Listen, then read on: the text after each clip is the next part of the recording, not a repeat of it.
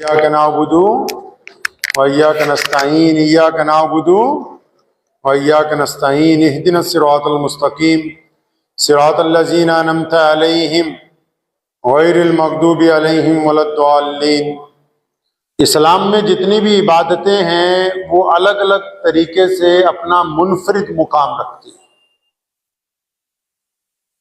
عبادات کے معاملے میں بھی اسلام دنیا کے اعلیٰ ترین مذاہب میں سب سے آگے، معاملات میں بھی عشق و محبت کی جو داستان سیدنا ابراہیم علیہ السلام نے اور ان کے فرزند سیدنا اسماعیل علیہ السلام نے اور بی بی ہاجرہ علیہ السلام نے جو رکھی مکہ المکرمہ میں، جس کی تکمیل ہمارے پیارے نبی حضرت محمد رسول اللہ صلی اللہ تعالی علیہ وسلم نے مکمل فرمائی ہے، اسی عشق و محبت کے سفر کا نام حج بیت اللہ ہے۔ بندہ نماز پڑھتا ہے، آہستہ آہستہ نمازی بنتا ہے، کوئی ورد کرنا شروع کرتا ہے، کوئی تسبیحات شروع کرتا ہے، آہستہ آہستہ اس میں رنگ آتا ہے۔ لیکن عشق و محبت کی عبادات میں حج بیت اللہ ایک ایسی عبادت ہے کہ ادھر بندہ حج بیت اللہ کا ارادہ کرتا ہے، اپنا نام لکھواتا ہے، تو ادھر اس کے دل کے حالات تبدیل ہو جاتے ہیں، روح کے حالات تبدیل ہو جاتے ہیں، رنگ ڈھنگ بدل جاتا ہے، زندگی کا گزارنے کا طریقہ تبدیل ہو جاتا ہے۔ ایسی محبت والی عبادت ہے، ایسی عشق کی عبادت ہے کہ وہ بندے کے ساتھ اس کے نام کو تبدیل کرنے کی طاقت رکھتی۔ تو بندہ سارا دن نمازیں پڑھتا ہو ساری زندگی، لیکن ہم کبھی نہیں کہیں گے نمازی عبد الرحمان، نمازی محمد شفیع، نہیں۔ لیکن جب اللہ کے گھر کو دیکھنے کا ارادہ کرتا ہے، جب یہ سوچ لیتا ہے دل میں، اس بات کو ٹھان لیتا ہے کہ میں نے بیت اللہ کا طواف کرنا ہے، میں نے حج بیت اللہ کرنا ہے، میں نے محمد رسول اللہ صلی اللہ علیہ وسلم کے روضے مبارک پر جا کے حاضری دینی ہے، اتنی عشق اور محبت والی عبادت ہے کہ جب بیت اللہ کو دیکھ کے واپس لوٹتا ہے تو اس کے نام میں ہی اضافہ کر دیا جاتا ہے، لوگ اس کو حاجی صاحب کہہ کے پکارنے لگتے ہیں۔ ایسی طاقتور عبادت جو انسان کی زندگی کے ساتھ ساتھ اس کے نام کو بھی تبدیل کرنے کی اہمیت رکھتی ہے۔ کائنات میں جتنے بھی لوگ ہیں، آپ کو پتا ہے دنیا کی جو سپر پاور ہے، ان کو اپنے مذاہب کے لحاظ سے سب سے زیادہ تکلیف حج بیت اللہ سے ہے۔ کیوں؟ کیونکہ بیت اللہ کا حج صرف ایک عبادت کا نام نہیں ہے، بیت اللہ کا حج ایک عشق اور محبت کی داستان مرتب کرنے کا نام ہے۔ بیت اللہ کا حج ہر رنگ اور نسل کے لوگوں کو ایک ہی صف میں کھڑے کرنے کا نام ہے۔ بیت اللہ کا حج اپنی انا کو چھوڑ کے اللہ کی مرضی کو لاگو کرنے کا نام ہے۔ بیت اللہ کا حج محمد رسول اللہ صلی اللہ علیہ وسلم کی اطاعت کا نام ہے، فرما برداری کا نام ہے، اپنے تمام کاموں پر اللہ کی مرضی کو لے کے آ جانا۔ اور پھر بیت اللہ کے حج میں یہ خاصیت ہے کائنات میں اب تک کہ وہاں دنیا کا سب سے بڑا اجتماع ہوتا ہے، سب سے بڑا مجمع ہوتا ہے، لیکن اس مجمع میں آج تک کبھی بھی لوگوں میں آپس میں کوئی اختلاف نہیں ہوا، آپس میں کبھی کوئی لڑائی نہیں ہوئی۔ یہ سب سے بڑی خاصیت ہے حج بیت اللہ کہ وہاں ہر انسان یہ چاہتا ہے کہ میں دوسرے کی مدد کرنے والا ہوں۔ ہر کمزور آدمی بھی چاہتا ہے کہ میں اپنے سے کمزور کی مدد کروں۔ یہ صفات سیدنا ابراہیم علیہ السلام سے شروع ہو گئی۔ کیوں؟ اللہ کی محبت میں اپنا بیٹا قربان کرنے جا رہے ہیں، یعنی اپنی مرضی پر اللہ کی مرضی کو فوقیت دے دی۔ سیدنا اسماعیل علیہ السلام پتا ہے کہ باپ ذبح کرنے کے لیے جا رہا ہے، لیکن اللہ کی مرضی کے اوپر اپنی جان کو فوقیت نہیں دی، بلکہ اللہ کے حکم کو تسلیم کر لیا۔ یہ محبت ہی کی تو بات ہے کہ ابراہیم علیہ السلام نے جو کیا، اسماعیل علیہ السلام نے جس محبت کا اظہار کیا، اور پھر ان کی والدہ بی بی ہاجرہ جب وہ صفا اور مروہ پہاڑی پر کبھی چڑھتی ہیں کبھی اتر جاتی ہیں، اپنے بچے کے لیے پانی کی تلاش میں، لیکن اس کو بچے کو ایک جگہ رکھا ہوا ہے سیدنا اسماعیل علیہ السلام کو، اور وہ بار بار کبھی صفا پہاڑی پر چڑھتی ہیں اور کبھی مروہ پہاڑی پر چڑھتی ہیں۔ اب وہ ان کے دل میں لیکن عشق ہے اللہ کا،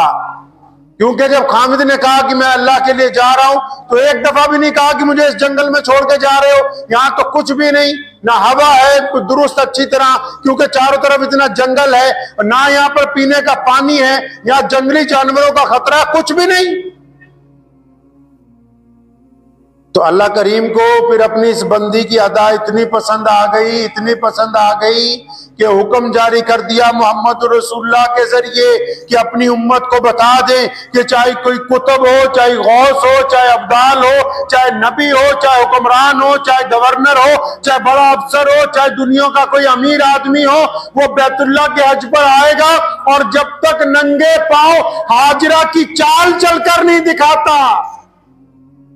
جب تک صفا مروہ پہ اسی انداز پر نہیں چلتا جس انداز میں اللہ تبارک و تعالیٰ کی یہ خاص بندی چلتی رہی، اس وقت تک حج قبول ہونے والا ہے نہیں۔ لوگ سمجھتے ہیں کہ حج بیت اللہ پہ لوگ جا رہے ہیں سفید چادریں پہن لی، ارے یہ 2 سفید چادریں اس بات کا اعلان ہے کہ ہم دنیا سے بیزار ہو کے اپنے جسم پر کفن ڈال کے اپنے اللہ کے حضور پیش ہونے جا رہے ہیں، اور بندہ ان چادروں کو باندھنے سے پہلے اندازہ تو لگائیں۔ ہم نے کہیں سفر پہ جانا ہو، ہم کبھی نہیں سوچتے کہ فلاں رشتہ دار کو ملے، فلاں دوست کو ملے، فلاں بھائی کو بتا دے، فلاں کاروباری کو بتا دے، کیونکہ ہم چاہے دنیا کے کسی ملک میں جانا ہو، لیکن جس دن حج بیت اللہ کی ٹکٹ لگ جائے تو بندہ سب سے ملتا ہے، سب سے معافیاں مانگتا ہے، کسی کا قرضہ ہوتا ہے تو قرضہ اتارتا ہے، کسی کا دل دکھایا ہوتا ہے تو اس سے معذرت چاہتا ہے۔ کیوں؟ کیونکہ اس نے جو کپڑے پہننے ہیں وہ صرف کپڑے ہی پاک نہیں ہیں، اس کا دل بھی ان سفید چادروں کی طرح بالکل پاک ہو جاتا ہے۔ وہ صرف 2 سفید چادریں نہیں ہیں، اس کا دل بھی احرام کی طرح بالکل پاک ہے۔ اب وہ کسی کو نقصان پہنچانے والا نہیں ہے، اب وہ کسی کا دل دکھانے والوں میں نہیں ہے، اب وہ کسی پر گندی نگاہ ڈالنے والوں پر نہیں ہے، اب وہ کسی کا حق کھانے والوں میں نہیں ہے، اس کا دل بھی ان چادروں کی طرح پاک ہو گیا ہے۔ اور جب جاتا ہے بندہ بیت اللہ کی طرف، عشق و محبت میں خانہ کعبہ میں جب داخل ہوتا ہے حج بیت اللہ کے، جہاں سے ارکان شروع ہوتے ہیں، اللہ کریم مجھے بھی اور آپ سب کو بھی اپنے گھر تک اس مقصد کے لیے لے جائے۔ جب بندہ حج بیت اللہ کے لیے جاتا ہے، خانہ کعبہ کو دیکھتا ہے نا، تو اس طرح خانہ کعبہ کی طرف لپکتا ہے جیسے کوئی صدیوں سے بچھڑا ہوا بچہ اپنی ماں کی طرف دوڑ کے جاتا ہو۔ خانہ کعبہ دنیا کی وہ پہلی عمارت ہے جس کو اللہ نے اپنے گھر کا نام دیا ہے، دنیا کا وہ پہلا گھر ہے جس کو اللہ تبارک و تعالیٰ نے پسند فرمایا، اپنے نام سے منسوب کیا ہے جس کو۔ اور جب بندہ اپنے رب کے گھر کو دیکھتا ہے تو طاقتور سے طاقتور، مضبوط سے مضبوط دل کا بندہ،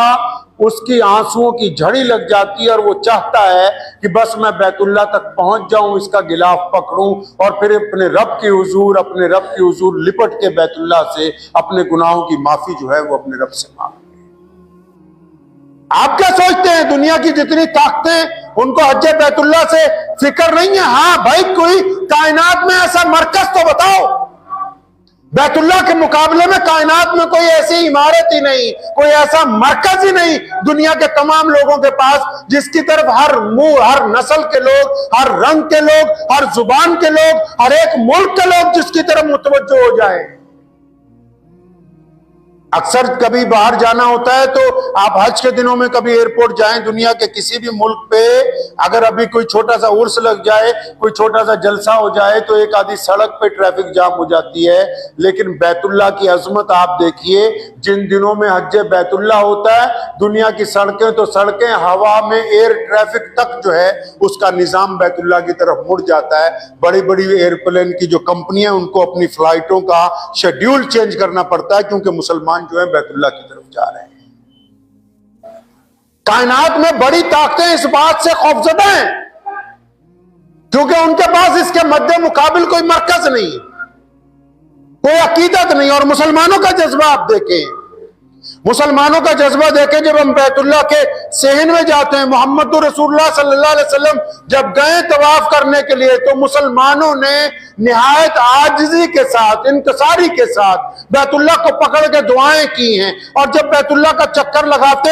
آنکھوں میں ندامت کے آنسو ہوتے ہیں اور بندہ جھک کے عاجزی سے اپنے رب کے حضور چکر لگاتا ہے۔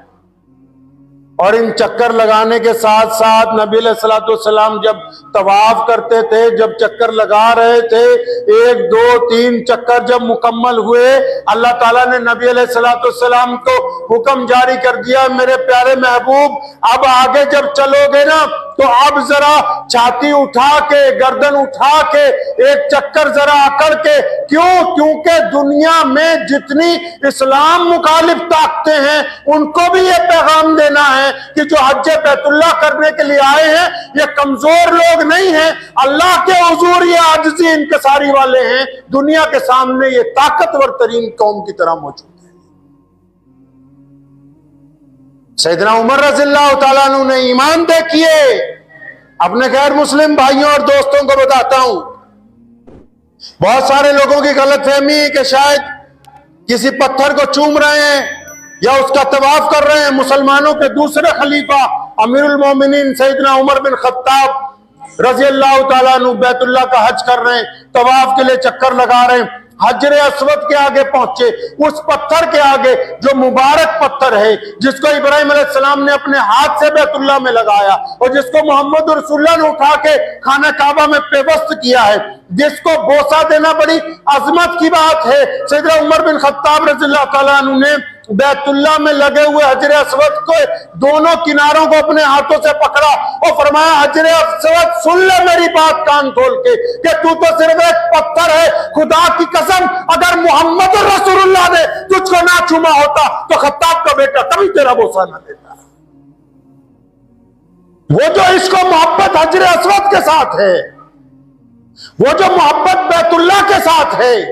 وہ جو خانہ کعبہ کے غلاف کو پکڑ کے مسلمان آنسو بہاتے ہیں، وہ جو طواف کے ہم چکر لگا رہے ہیں، وہ جو خانہ کعبہ کو دیکھ کے ہمارے دل میں، ہماری آنکھوں میں اس کا اظہار ہوتا ہے، وہ در حقیقت ہمارے رب کی محبت ہے۔ اللہ تعالیٰ سے اپنے عشق کا اظہار بیت اللہ کے ذریعے مسلمان پوری دنیا کے اندر کر رہے ہیں۔ اور پھر نبی علیہ الصلوۃ والسلام نے کتنی پیاری بات کہی۔ نبی علیہ السلام خانہ کعبہ کا طواف کر رہے تھے، اچانک رکے، اپنے صحابہ کو کہا، فرمایا یہ بیت اللہ کے جو پتھر ہے اس کی کیا قیمت ہوگی؟ بیت اللہ میں جو پتھر لگا رکھے ہیں ان کی کیا قیمت ہوگی دنیا کے لحاظ سے؟ ویسے بھی آپ کو ایک بات بتا دوں، جو حرم ہے نا، حرم مکی، خانہ کعبہ کی جو عمارت ہے نا، پورے ورلڈ میں اگر آپ اس کی ویلیو ڈالی جائے، ویلیو، قیمت کی ویلیو عمارت کی، تو آج بھی کائنات میں سب سے مہنگی عمارت جو ہے وہ خانہ کعبہ مکہ المکرمہ کی ہے۔ یعنی اتنے بہترین انتظامات اس میں ہیں، اتنا مہنگا پتھر، اتنے مہنگے جواہرات، اتنے مہنگے کام، اتنی مہنگی ٹیکنالوجی، اتنی مہنگی ساز و سامان، اتنا بہترین زمزم کا انتظام، اتنے اعلیٰ ترین قالین، بہترین دنیا کے ایئر کنڈیشنرز کے ساتھ، وہ آج بھی دنیا کی سب سے مہنگی عمارت ہے۔ اس سے بڑی مہنگی عمارت کائنات میں ابھی تک نہیں بنی۔ لیکن محمد رسول اللہ یہاں خانہ کعبہ کی بات کرتے ہیں، بیت اللہ کی۔ پوچھتے ہیں بھئی خانہ کعبہ کی جو عمارت ہے بیت اللہ کی، اس کے پتھر کی کیا قیمت ہوگی؟ لوگوں نے کہا یا رسول اللہ اس بارے میں علم نہیں رکھتے، یہ تو بہت مہنگا ہے۔ فرمایا اچھا سنو، اس کی کوئی قیمت ادا نہیں کر سکتا۔ کس کی؟ بیت اللہ کے پتھر کی کوئی بندہ قیمت ادا نہیں کر سکتا۔ سب کچھ بھی بیچ باچ کے آ جائے گا تب بھی وہ خریدا نہیں جا سکتا، وہ انمول ہے۔ لیکن فرمایا سنو، ان بیت اللہ کے پتھروں سے زیادہ قیمت ایک کلمہ لا الہ الا اللہ محمد الرسول اللہ پڑھنے والے کی قیمت اس سے زیادہ ہے۔ تو اس لیے جو حج پر جا رہے ہیں، اگر کسی کا حق مار دیا، اگر دنیا میں کسی کو چکر دیے تو بیت اللہ کے چکر لگانے سے وہ والے چکر ختم ہونے والے نہیں۔ اور عشق و محبت صرف یہ نہیں ہے کہ مسلمانوں نے حج بیت اللہ کے وقت 2 سفید چادریں باندھی ہیں، اس کو محبت کی علامت یہ ہے کہ اب ان کی آنکھیں بیت اللہ کی طرف متوجہ ہیں۔ اب یہ جب روضہ رسول صلی اللہ علیہ وسلم پر جاتے ہیں تب ان کی آنکھیں جھکی ہوئی ہیں اور دل میں درود پاک صلی اللہ علیہ وسلم کا ورد جاری ہے۔ تو اب یہ اپنے اللہ سے وعدہ کر کے آ رہے ہیں، اپنے رب سے وعدہ کر کے آ رہے ہیں۔ محمد رسول اللہ صلی اللہ علیہ وسلم کے روضے پر کھڑے ہو کر وعدہ کیا اللہ کے نبی سے۔ کس بات کا وعدہ؟ کہ اب ہم آپ کے گھر سے لوٹ کے جا رہے ہیں، اور جب اپنے ملک میں پہنچیں گے، اپنے گھر میں پہنچیں گے، اپنے معاشرے میں پہنچیں گے، اپنے لوگوں کے درمیان آئیں گے، تو ہم پہلے کی طرح کوئی کالا کارنامہ نہیں کریں گے، کیونکہ ہم نے بیت اللہ کو اور روضہ گنبد خضرا کو دیکھ لیا ہے۔ اب ہماری آنکھیں جو ہیں وہ کسی کی طرف زنا کی نگاہ سے نہیں اٹھیں گی، ان کے اندر شرم اور حیا جو ہے وہ قائم کرتی جائے گی۔ اللہ سے وعدہ کر کے آتے ہیں حاجی جو ہے، تبھی تو ان کے نام کے ساتھ حاجی لگا دیا، اللہ سے اقرار کر کے آ رہے ہیں۔ اور وہ خوش قسمت لوگ ہیں بھائی، جن کو لوگ اللہ تبارک و تعالیٰ حج بیت اللہ پر یہ جتنے بھی لوگ گئے، آپ کیا سمجھتے ہیں اپنی مرضی سے چلے گئے؟ میں اور آپ نہیں چلے گئے، بڑے بڑے کروڑ پتی بیٹھے ہوئے ہیں جو ہر مہینے جا سکتے ہیں، وہ نہیں چلے گئے حج بیت اللہ پر۔ حج بیت اللہ مسلمانوں کی شان ہے، دعا کیا کریں روزانہ کہ اللہ کریم ہم سب کو اپنے گھر کا طواف کرنے کا، اپنے گھر کا حج کرنے کا موقع عطا فرمائے، اور اللہ تعالیٰ اپنے والدین کے ساتھ یہ موقع عطا فرمائے، اپنے بیوی بچوں کے ساتھ اللہ کریم اس موقع کے اوپر جانے کی ہمیں توفیق عطا فرمائے۔ اور جب آپ جائیں گے آپ کی زندگی گزارنے کا طریقہ بدل جائے گا۔ حج نے لوگوں کو محبت دی ہے کائنات میں۔ حاجی تو ہے جو آ کے کہتا ہے کہ ہر رنگ اور نسل کے لوگ ایک جیسے ہیں۔ حاجی تو ہے جس کے دل میں عام مسلمانوں سے زیادہ محبت پیدا ہو جاتی ہے کہ مجھے غریبوں سے، مسکینوں سے، غیر مسلموں سے، سب سے محبت کا پیغام دینا ہے۔ حاجی تو ہے جو دوسرے کی بیٹی کو دیکھ کے آنکھیں جھکا لیتا ہے کہ نہیں، میں نے اللہ سے وعدہ کیا ہے کہ میں زنا کی طرف نہیں جاؤں گا۔ حاجی تو ہے جو بے ایمانی اور ریاکاری جب سامنے آتی تو اپنے قدم کو پیچھے ہٹا لیتا۔ کیوں؟ کیونکہ اس کو بیت اللہ کے کیے ہوئے طواف یاد آ جاتے کہ میں اللہ سے وعدہ کر کے آیا ہوں کہ میں نے اب تو یہ دنیا کے سارے غلط کام نہیں کرنے جو دنیا سے مجھ سے پہلے ہو چکے ہیں۔ تو یہ تو خوش قسمتی کی علامت ہے۔ اور پوری دنیا میں محمد رسول اللہ صلی اللہ تعالی وسلم کے اس نظام نے مسلمانوں کو ایک شان دی ہے۔ کائنات کے حساب سے بھی ملک کسی کا ہو، سلطنت کسی کی بھی ہو، اس ملک کا مذہب کچھ بھی ہو، آج آپ پوری دنیا میں چلے جائیں، چاہے ملک کسی بھی مذہب کے ماننے والے کا ہو، لیکن اس ملک کے ایئرپورٹ پر، اس ملک کی وزارتوں میں حج کی وزارت بھی بنے گی، حج بیت اللہ کا ٹرمینل بھی بنے گا۔ اتنی طاقتور عبادت ہے جس نے دنیا کے نظام میں بھی اپنا ایک علیحدہ وجود جو ہے وہ قائم کر دیا، دنیا کے نظام میں اپنا علیحدہ وجود قائم کر۔ اندازہ لگاؤ کہ جس عبادت کا اتنا اثر دنیا داروں کے اوپر آ گیا، حکومتوں پر جو اتنی اثر انداز ہو گئی، اللہ کے نزدیک وہ عبادت کتنی برکت والی ہو۔ جس عبادت کی وجہ سے کائنات کی حکومتیں متاثر ہو گئی، اللہ کے نزدیک وہ عبادت کتنی برکت والی ہوگی، اللہ کتنا پسند کرتے ہوں گے اپنے حاجی کو۔ آپ کو پتا ہے حاجی جو ہے وہ دیوانوں کی طرح ہوتا ہے، جب وہ احرام باندھتا ہے نا تو خوشبو نہیں لگاتا، احرام باندھنے کے بعد پھر ناخن نہیں کاٹتا، احرام باندھنے کے بعد صابن نہیں لگاتا، احرام باندھنے کے بعد کنگھیاں نہیں کرتا، احرام باندھنے کے بعد سر پر ٹوپی پگڑی نہیں باندھتا،